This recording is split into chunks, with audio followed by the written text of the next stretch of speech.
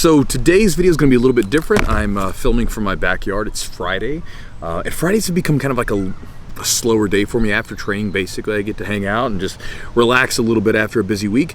And sometimes on Fridays, I do this thing on Instagram where I basically let you guys ask me questions, like ask me anything you want. And I usually do it just on Instagram, but what I'm going to do, because I've got some fun ones, I'm going to answer those questions here with you today on video. And I've got to do a bunch of stuff to fight off some moles, so I'll be kind of walking around the yard, and I'll take you guys with me, and I will answer some of these questions. They're more on the random side. They're not necessarily just jiu-jitsu related or just specifically related to training, but we'll jump into them and hope you guys enjoy the video. So here's a fun one. Someone asked Xbox or PlayStation. So the reality is I don't have a lot of time to play games anymore, but when I played games a bunch, especially as a kid, I was a PC gamer. So I used to, like, as a kid, I was super nerdy. I used to build my computers like piece by piece because it was cheaper to do that than to get them made by like a company or something like that. And I was a PC gamer. So back in the day when I used to play games a lot, the games I used to play were things like, I played Wing Commander on the PC, what else? Ultima Online, those were some of them. There were other games like Deus Ex, and so like my gaming sort of time was like mid to like late 90s and early 2000s, and then after that I kind of stopped playing them. Every now and then I'll play a little bit, but I don't really play very much. Oh yeah, Warcraft, Starcraft, Diablo. I really was into Starcraft 2 for a while, but yeah, I don't really play too much anymore. So I got asked about how many horses we have and what their name is. So we have one horse, his name is Smiley, that's Jess's horse, and we may get another horse in the future depending on how it's windy. I don't know how much that wind's gonna pick up. So we're getting into taking some lessons together. She's more of a horse person than I am, and I'm going to see how I take to it. If I like it, then we'll get another horse, and that'll be my horse. But we've got one horse right now named Smiley. What kind of music do I like listening to while I do jiu-jitsu? Something with the beat, usually. Every now and then I'll turn on some rock. Usually rock music, if I listen to it's more for like hard lifting and stuff like that. And then I like to listen to something with like a smooth beat for jiu-jitsu, sort of to kind of pace myself with. So someone asked if it's easier to get a master's degree or a black belt. So I really think that's dependent upon the person, because some people I don't think naturally take towards like academic learning and colleges and stuff like that as easy as they take to things like grappling. So I think that for some people, getting a master's degree, even though the time to get one might be shorter than getting a black belt in some cases, I think that it would be easier for them to get a black belt because it's sort of naturally their disposition and their sort of natural aptitude is better suited for that, opposed to like a master's degree where they just may not be wired for it like that. Because again, not everybody's wired to go to school and do the whole college thing. Ever had a random guy from a gym no one's ever heard of drop in and smoke you? I don't think I've ever had anybody come in the gym just like randomly and smoke me, period. Mr. Chewy, if you weren't doing BJJ grappling art, which martial art would you take? So if I wasn't doing a grappling art, that's how I'm going to assume this question is. If I wasn't doing a grappling art, I would probably box. I really enjoyed boxing. I boxed for a while when I was doing mixed martial arts back in the day, and I enjoy boxing a lot. I don't really do it much anymore just because I'm focused on jiu-jitsu most of the time, but if I couldn't do jiu-jitsu and I had to do a martial art, which would then, or if I couldn't do a grappling art, which would then make me do a striking art, I'd probably do boxing. So here's a fun one for you. One of my students sent this in, said, "Why are your traps so large? What's the secret?" So check that out. Like the other day, like I've been doing a lot of bodybuilding recently, as far as my lifting program goes, and so like I've been getting a little bit more plump in some of my muscular areas, and so I was talking to my fiance, and I was like, "Baby, I'm looking bigger, aren't I?" Because I was looking at myself and I was noticing that I was getting a little bit bigger in certain areas. And of course she doesn't care, you know. She's like, "I look good," but she doesn't really care. So she's like, "Oh yeah, baby, you're so big," you know. And I was talking about my traps. I was like, "My traps look like they're getting bigger." Oh, she's like, "Oh baby, they're so big," you know, messing with me. And so the other day I was in the gym lifting, and some of my students were there, and they're like, "Man, Chewy's looking jacked," because of course guys care about that kind of thing, right? And she's like, "Oh, tell him about it," because Jess was working the front desk. She goes, "Oh, tell him about his traps. He'll love to hear that." So she tells that to one of my guys who's a coach, one of my coaches, Ben, and Ben like gets the whole class. He goes, "Hey guys, if you want to stripe, go tell Chewy his traps are big." And then so I had this like line of people that would randomly come up to me while I was finishing my lift telling me how big my traps were. And yeah, so now it's become kind of like an inside joke with the guys. And fun, like another story to top it off. That same student who asked that question, who's messing with me, I met his brother for the first time. He comes in to train on a Monday, comes in randomly to train, and I had on a tank top because I wasn't rolling that day, I was just teaching, and he goes, like, he said this to his brother, he goes, man, his freaking shoulders are huge. And, you know, then we had a good laugh out of it. So, anyway, random story from inside the gym. My students mess with me about my traps being big. Which they're really not that big, but, you know, they're not small. Like, slightly above average size, probably. Funky gis, i.e. like orange or purple or pink. Yeah, fine with me. I don't really care. I think you should wear whatever you want to wear that makes you feel excited to go train jiu-jitsu. I don't really care. I'm not one of those gyms that makes you only wear a white gi or you have to wear certain patches all the time. I just train, and, you know, whatever you want to wear is fine with me. One of you guys was asking about the books that I've been reading recently. Let's see. So there's always a bunch going on. I usually have about 3 books going, but recently some of the books that I've read, I really got into Stephen Pressfield's stuff, so Gates of Fire, and I read a bunch of his other stuff. Found it very interesting, and the writing style was very smooth.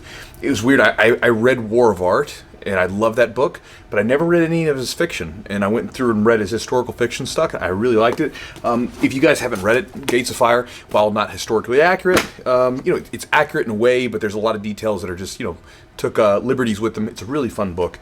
I've been reading some of Ernest Becker's stuff, so the Birth of Death and Meaning, and the Denial of Death, good stuff. Other philosophy stuff, maybe that might be interesting to you, is Camus, The Myth of Sisyphus. So I've mentioned that in one of the videos recently.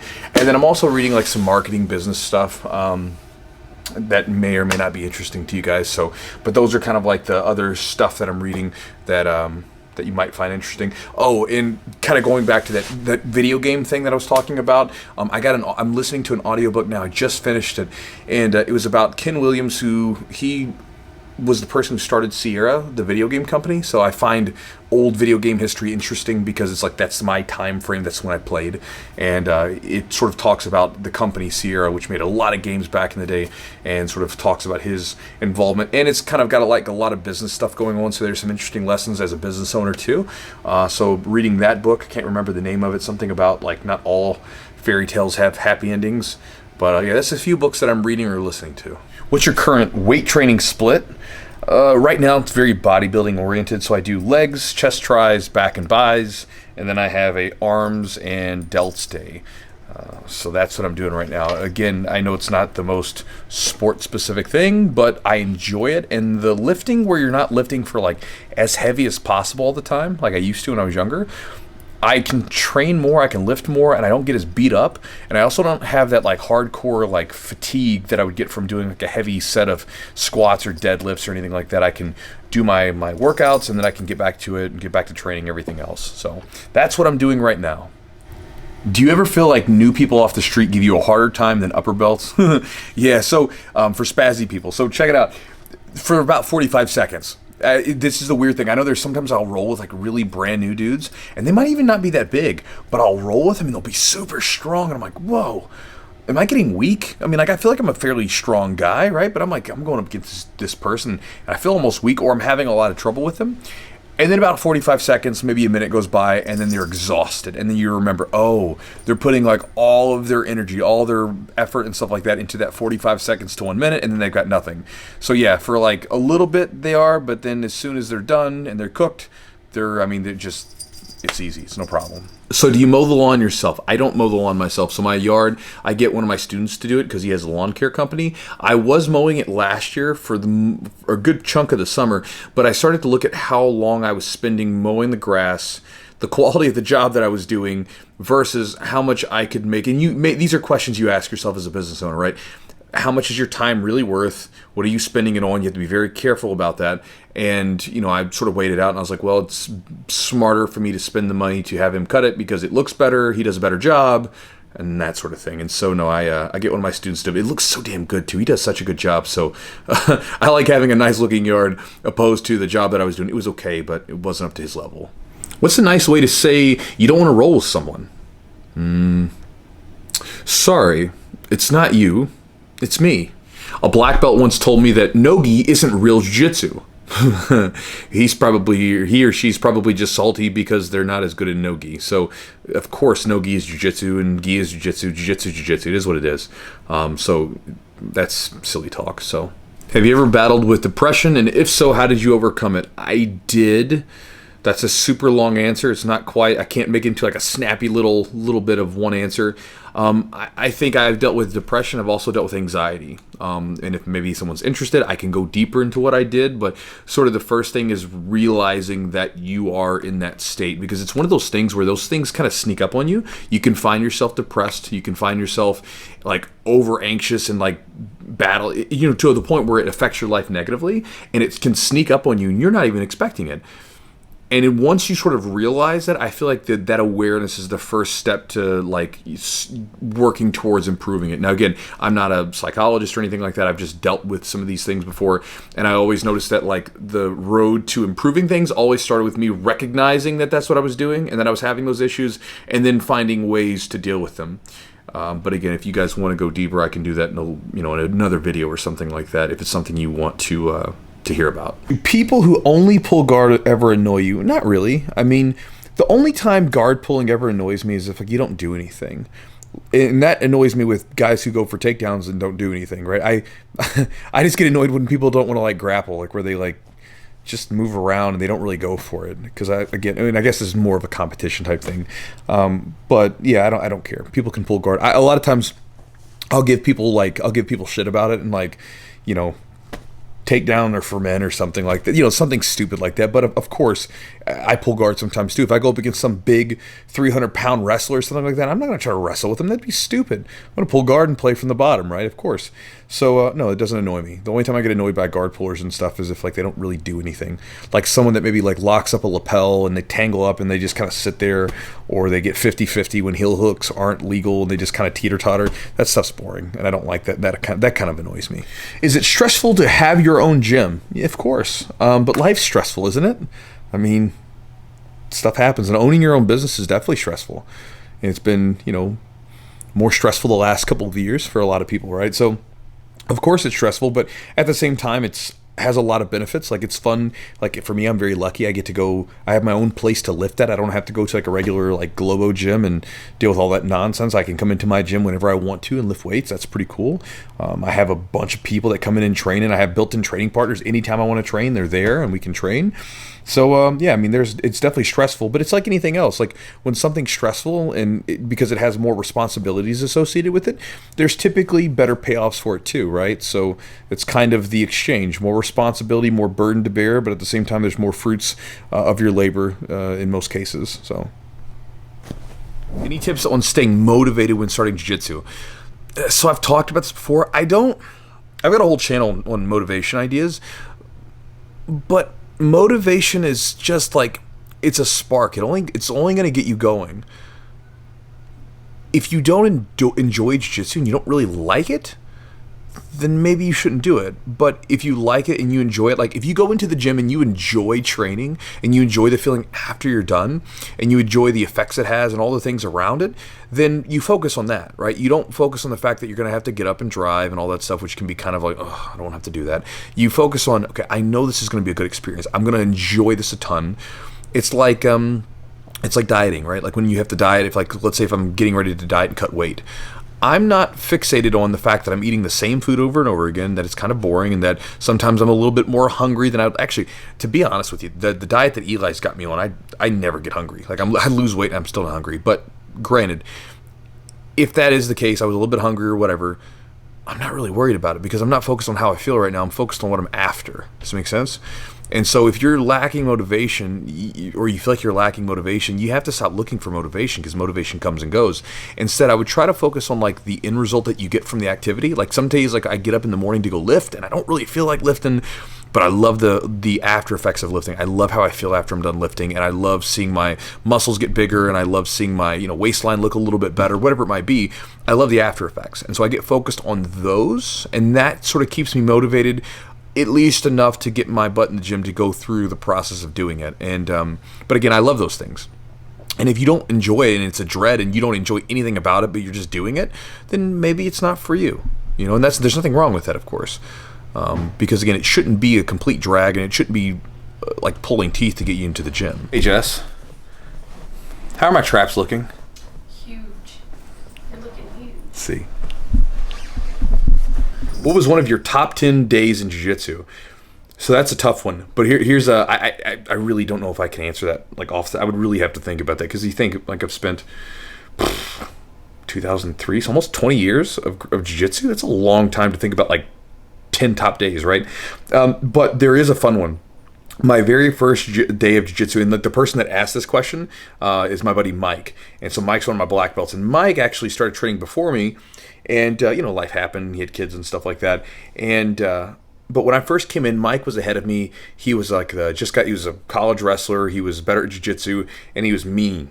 He was mean. He was like, I joke around and say he was like the abusive older brother that I never wanted or had. But I love Mike. But when we first rolled, so I came into jiu-jitsu like a lot of people do, and I thought I was better than what I was going to be. I wrestled, and I was like, okay, I wrestle. I watch this stuff on, video, and I'm watching fights and stuff like that. I'm going to be pretty good. I thought I was going to be probably blue belt level, and I rolled with Mike, and Mike put me in a No Gi Ezekiel, and at the time we didn't know. The cat is joined. What's up, buddy? We didn't know what a No Gi Ezekiel was, and so Mike had learned it in a Sakuraba DVD instructional, which was in all Japanese, and he didn't know what he was saying, but he could sort of make it out. And so at the time we used to call it the Sakuraba. And so my very first day, I rolled with Mike, and like pretty much my very first roll, I'm inside guard. Mike, I'm inside Mike's guard. I'm on top. He wraps me around and puts me in a No Gi Ezekiel and chokes me. Very first roll. That's my very first roll, and put me in the Sakuraba. That's what we called it. And so that was a magical day. I don't know about you guys. I still remember my very first day of jiu-jitsu. I remember what was taught. I remember afterwards, me and my two buddies got done, and I was like smiling and happy, and it just clicked. I was like, I love this, and I don't know. That's weird. I don't know if you guys felt like that. Like the very first day I did jiu-jitsu, it was awesome. I was so happy. I remember like just falling asleep, being exhausted, but feeling amazing at the same time. And it was a magical day. So anyway, while that's not necessarily I guess probably one of my top 10 days of jiu-jitsu when I first started, but that's just a random day to share with you guys about my very first day of jiu-jitsu. Came in, thought I was going to be a blue belt, got choked out by the Sakuraba by a green belt, which was an intermediary belt between blue belt, and quickly learned that I was not even close to blue belt. Do you like training in gi or no gi better? So I like no gi better personally. I just like the style. I don't like being tangled up in like lapel grips and stuff like that. I don't mind the gi as much, but I just don't like all the lapel grips and stuff. I think it creates passivity and it's kind of boring to me. But I do like training in the gi sometimes too. But mainly it's just easier on my body, like my hands, and like if someone can grab a collar, they can constantly tug on my neck and stuff like that. You got to watch out for guillotines and stuff like that more in no gi. But otherwise, I like no gi more. I feel like I can train more often with no gi and not get beat up as much. All right, guys, so I think that's it for this sort of random video day with you guys. Hope you enjoyed it. If you guys have any other random questions, you can drop them down below, or if you have any sort of comments you'd like to throw in about the things that I answered, you can drop it down below, and I'll talk to you guys next time.